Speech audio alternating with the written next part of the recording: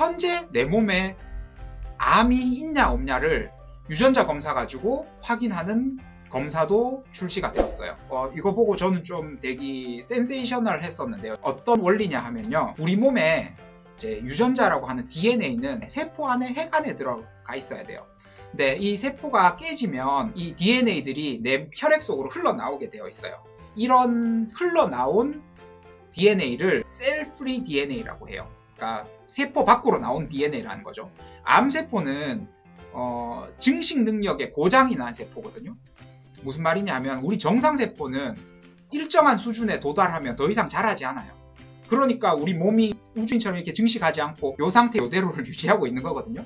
근데 암세포는 내 몸이 요구하는 만큼만 증식하고 나면 억제가 돼야 되는데 이게 억제가 안 되고 계속 자라나니까 그게 암세포인 거예요. 그래서 증식을 억제하는 유전자에 이상이 생겼다는 이야기거든요. 암세포는. 이런 부분이 cfDNA가 정상세포와 암세포는 차이를 가지고 있어요. 그래서 이런 차이를 가지고 그냥 단순하게 이게 있다 없다만 검출하는 게 아니고 요게 발현되는 양 또 발현되는 패턴에 따라서 이거를 AI가 패턴을 분석을 한대요. 와, 저는 AI 기술이 이렇게까지 발전한 줄 몰랐는데 사람은 이거 데이터를 주고 분석하라 해도 분석 못할 거예요 아마. 근데 AI가 그 빅데이터를 기반으로 분석을 해서 이 사람은 암에 걸려있을 확률이 얼마다, 안 걸려있을 확률이 얼마다를 판독해주는 검사가 나왔어요. 발전 중인 검사고요. 그래서 각 암에 대해서 좀 확률이나 이런 게 좀 달라요. 2024년 3월 기준으로 이제 시판되고 있는 암 유전자 검사에서 폐암, 대장암, 간암, 췌장담도암, 식도암, 난소암에 대해서 이제 분석을 할 수 있다고 해요. 그 외에는 기타 암이라고 해서 이제 다른 종류, 뭔지는 잘 모르겠는데 암이 있을 것 같다 없을 것 같다를 예측해주는 정도는 아직 할 수 있다고 해요. 아쉬운 거는 유방암이 여기서 좀 빠졌다는 거. 기술이 더 발달돼서 확인할 수 있게 될 거라고 저는 믿어요. 이 검사의 정확도가 얼마나 높냐면요, 이제 민감도는 대략 70%에서 90% 선이고요, 특이도는 거의 96% 이상이에요. 민감도라는 거는요, 있는 거를 있다고 말해주는 정확도예요. 건강검진할 때는 민감도가 높은 검사가 유리하죠.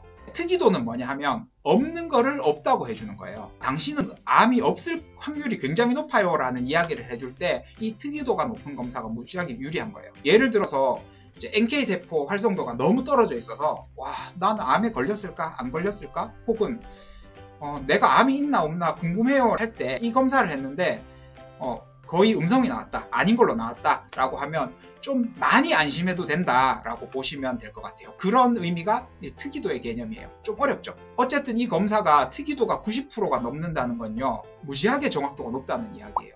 민감도 같은 경우에는 폐암, 대장암, 남소암은 70% 정도, 간암이나 췌담도암, 식도암 이런 거는 거의 90%에 육박해요, 정확도가.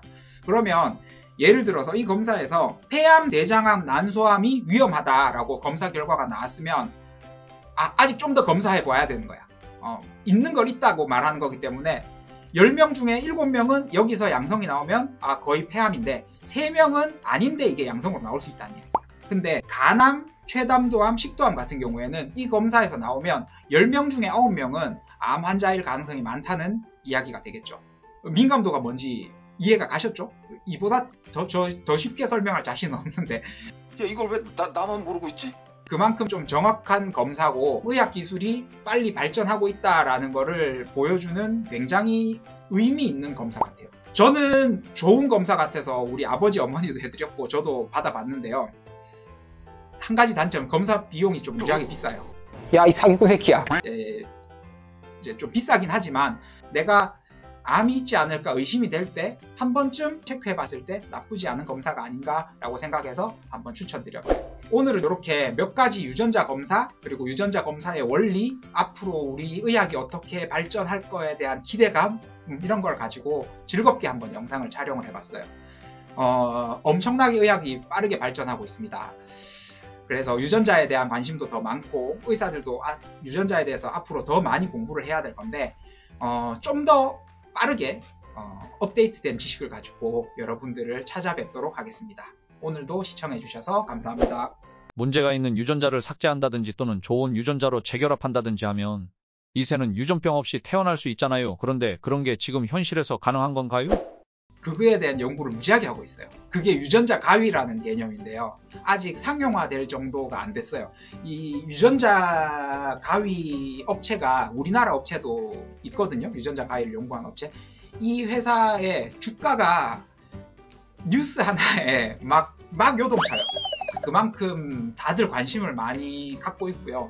진짜 개발만 된다면, 아직 개발 안 됐어요. 임상 실험 중인 걸로 알고 있어요. 그 가능성이 높다는 거죠. 진짜 상용화되고 개발만 된다면 엄청 의학에서 센세이션한 변곡점이 또 되지 않을까 생각해요.